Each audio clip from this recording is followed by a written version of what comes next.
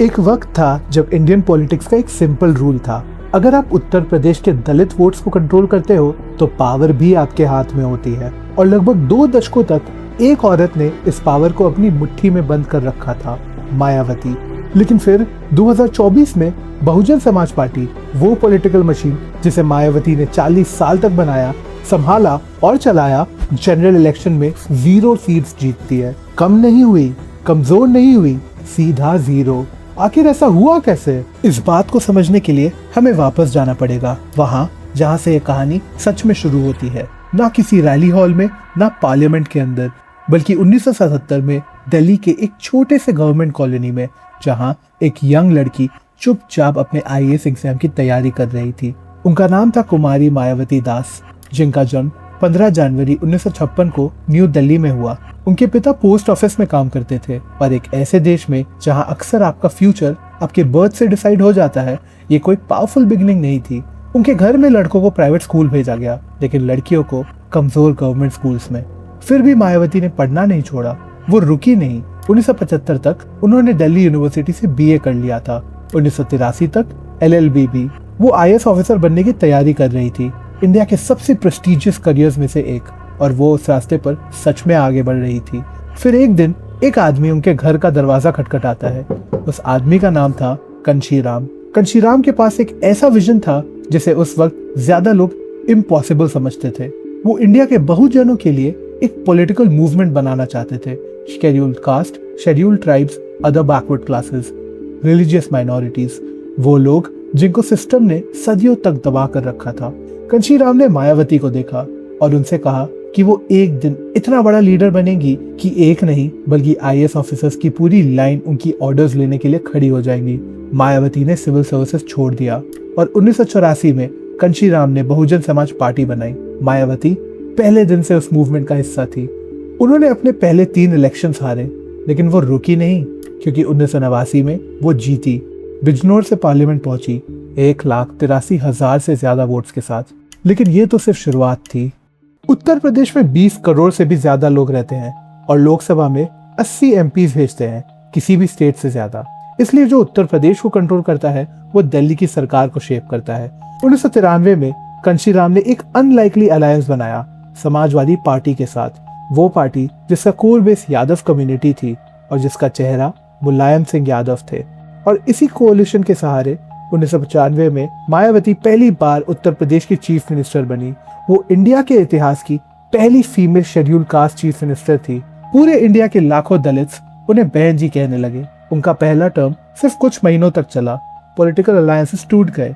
फिर वो 1997 में वापस आई, लेकिन फिर से सिर्फ थोड़े वक्त के लिए। फिर 2002 से 2003 तक हर बार वो पावर में आई, लेकिन हर बार किसी न किसी आउटसाइड सपोर्ट पर डिपेंडेंट रही। मगर वो सीख रही थी, देख रही थी और कुछ बना रही थी, क्योंकि 2007 में उन्होंने अपने पॉलिटिकल करियर का सबसे डेयरिंग मूव किया। BSP हमेशा से एक दलित पार्टी थी, वही उसकी आइडेंटिटी थी, वही उसकी स्ट्रेंथ थी और वही उसकी लिमिटेशन भी थी, क्योंकि उत्तर प्रदेश जैसे स्टेट में मेजॉरिटी जीतने के लिए सिर्फ एक कम्युनिटी का सपोर्ट काफी नहीं था। इसलिए मायावती ने कुछ ऐसा किया जिसने ऑब्जर्वर्स को शॉक कर दिया और ओपोनेंट्स को कंफ्यूज। उन्होंने ब्राह्मण्स को टारगेट किया, दलित को छोड़कर नहीं, बल्कि एक अनलाइकली कोalition बनाकर। कैंपेन का स्लोगन सब कुछ कह देता था, हाथी नहीं गणेश है, ब्रह्मा विष्णु महेश है। यानी BSP का एलिफेंट सिर्फ एलिफेंट नहीं था, वो लॉर्ड गणेशा थे, हिंदू यूनिटी का सिंबल। ये कास्ट अरिथमेटिक था, स्पिरिचुअल यूनिटी के पैकेजिंग में, और ये काम कर गया। 2007 में 37% ब्राह्मण्स ने BSP को वोट दिया। BSP ने उत्तर प्रदेश असेंबली में क्लियर मेजॉरिटी जीत ली और 13 मई 2007 को मायावती चौथी बार उत्तर प्रदेश की चीफ मिनिस्टर बनी। इसके बाद आए गवर्नेंस के वो 5 साल जिसे उनके क्रिटिक्स भी कंप्लीटली डिसमिस नहीं कर पाए। क्राइम रेट्स गिरे, राइट्स कम हुए, स्टेट की GDP की ग्रोथ हुई। उन्होंने करप्शन के एलिगेशंस पर 25 इंडियन पुलिस सर्विस ऑफिसर्स को सस्पेंड किया। अर्बन पुअर के लिए हाउसिंग स्कीम्स लॉन्च की, 16 पावर प्लांट्स आए, दिल्ली को आगरा से जोड़ने वाला यमुना एक्सप्रेसवे बना और मुस्लिम और गरीब स्कूल बच्चों को 10 लाख से ज्यादा बाइसिकल्स डिस्ट्रीब्यूट की गई। 2011 में उत्तर प्रदेश ने बुद्ध इंटरनेशनल सर्किट पर इंडिया का पहला F1 रेस भी होस्ट किया। पूरी दुनिया इसे देख रही थी और इवेंट स्मूथली हो गया। एनालिस्ट ने F1 रेस को एक शार्प कॉन्ट्रास्ट के रूप में देखा और दिल्ली कॉमनवेल्थ गेम्स के एम्बैरेसमेंट से कंपेयर किया। मायावती के सपोर्टर्स कहते थे कि उनकी सरकार ने रियल गवर्नेंस डिलीवर की। 2007 में बीएसपी ऐसी पार्टी लग रही थी जिसने उत्तर प्रदेश जैसे मैसिव और कॉम्प्लिकेटेड स्टेट को गवर्न करने का कोड क्रैक कर लिया, मगर वहां से धीरे धीरे बीएसपी की प्रॉब्लम शुरू होने लगी।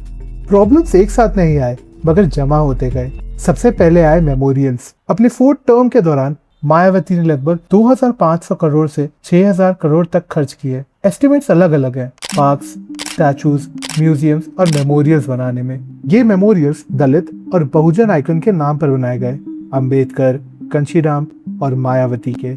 लखनऊ के पब्लिक पार्क्स में मायावती के बड़े बड़े स्टोन स्टैचूज लगाए गए। क्रिटिक्स ने उनकी काफी क्रिटिसिज्म की। इंडियन नेशनल कांग्रेस ने अक्यूज किया कि वो टैक्स पेयर का पैसा वेस्ट कर रही है। सीएजी ने कंस्ट्रक्शन कॉस्ट में 66 करोड़ के एक्सेसिव स्पेंडिंग को फ्लैग किया और 2012 इलेक्शन से पहले इलेक्शन कमीशन ने ऑर्डर दिया कि मायावती और बीएसपी के एलिफेंट सिंबल की स्टैचूज को कवर किया जाए ताकि वो कैंपेन मटेरियल की तरह काम ना करे। बीएसपी का कहना था कि ये स्टैचूज कंशीराम की विशेष के अकॉर्डिंग बनाए गए थे कि उनकी स्टैचू हमेशा बीएसपी प्रेसिडेंट की स्टैचू के साथ खड़ी होनी चाहिए।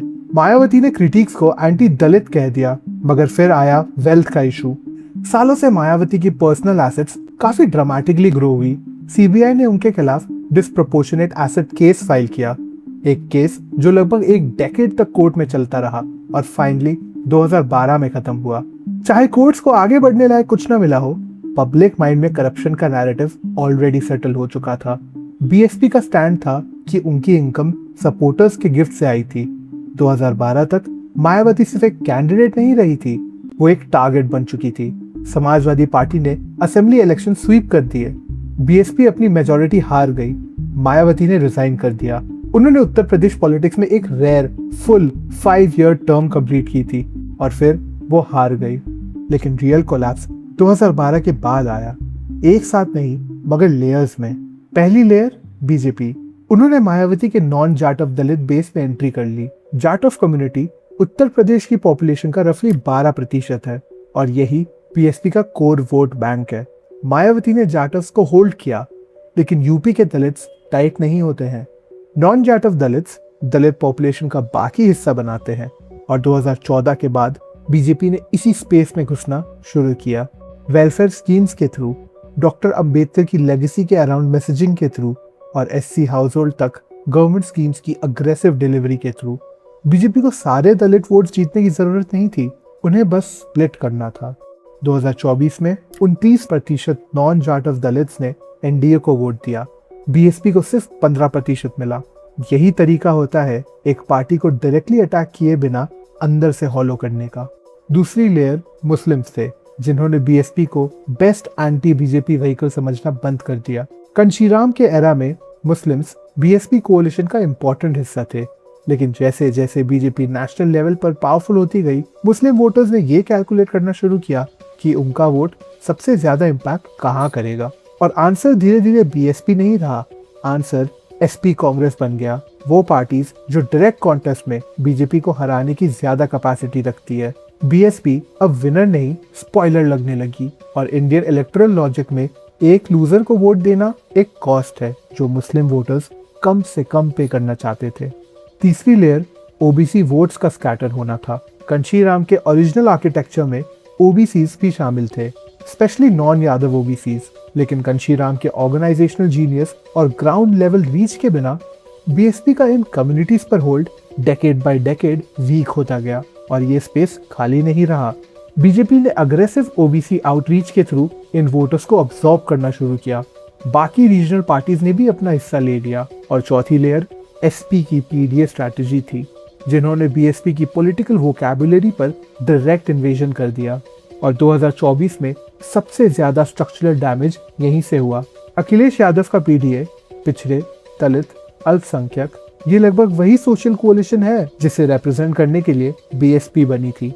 एसपी ने बीएसपी की फाउंडिंग आइडिया को उठाया, उसे नए लैंग्वेज में ड्रेस किया, 2024 के एंटी एनडीए मूड की क्रेडिबिलिटी ऐड की और वोटर्स के सामने उसे एक फ्रेश ऑल्टरनेटिव की तरह प्रेजेंट किया।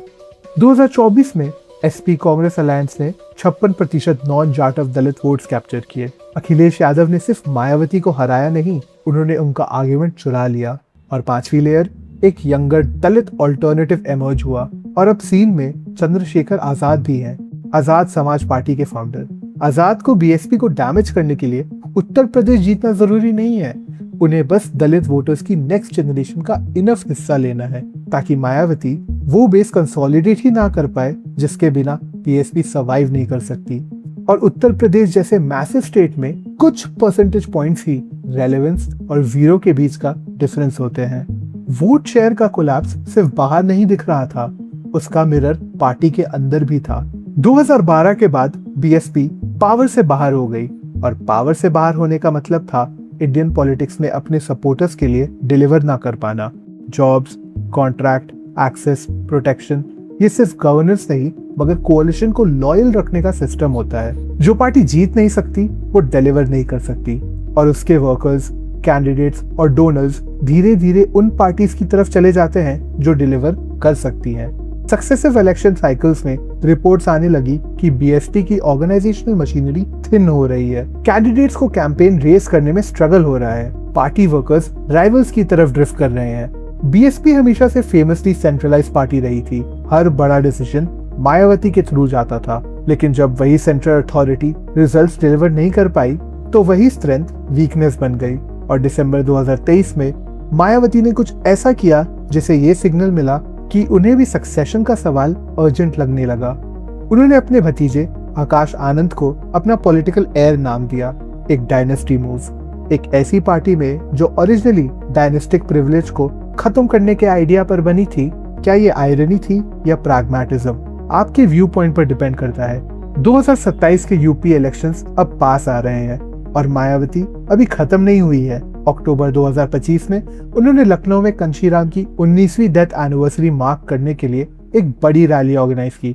हजारों लोग आए और उस स्टेज से मायावती ने जो कहा वो मैक्सिमम पॉलिटिकल नॉइस क्रिएट करने के लिए केयरफुली कैलकुलेटेड था। उन्होंने बीजेपी गवर्नमेंट की तारीफ की और योगी आदित्यनाथ की एडमिनिस्ट्रेशन को थैंक किया। फिर मायावती ने तुरंत समाजवादी पार्टी पर अटैक किया। उन्होंने एसपी पर एक्यूज किया कि उन्होंने दलित मेमोरियल्स का डिसरिस्पेक्ट किया है और बहुजन समाज की कभी जेन्युइनली परवाह की ही नहीं। और जब लोग उन्हें बीजेपी की बी टीम कहने लगे तो मायावती ने उस एक्यूजेशन को अग्रेसिवली डिनाई भी नहीं किया। 2027 से पहले मायावती को दलित वोटर्स को एसपी लेड कोalition की तरफ ड्रिफ्ट करने से रोकना है और इसका सबसे डायरेक्ट तरीका है बीजेपी को नहीं, एसपी को मेन एनिमी बनाना। अगर मायावती एसपी को दलित डिग्निटी के रियल थ्रेट के रूप में पोजीशन कर पाती है तो शायद वो अपने ट्रेडिशनल बेस का इनफ हिस्सा कंसोलिडेट कर सके और 3 कॉर्नर फाइट में कंपेटिटिव बन सके। लेकिन अरिथमेटिक बहुत हार्ड है। मगर फिर भी एक बात याद रखिए, मायावती को पहले भी काउंट आउट किया गया है, 1995, 97 और 2003 के बाद। हर बार वो वापस आई, हर बार उन्होंने एक ऐसा एंगल ढूंढा जो किसी ने एक्सपेक्ट नहीं किया था। डेमोक्रेसी के मिरेकल ने मायावती को बनाया था, लेकिन 2027 में हमें पता चलेगा क्या मायावती के पास एक और मिरेकल बचा है या नहीं।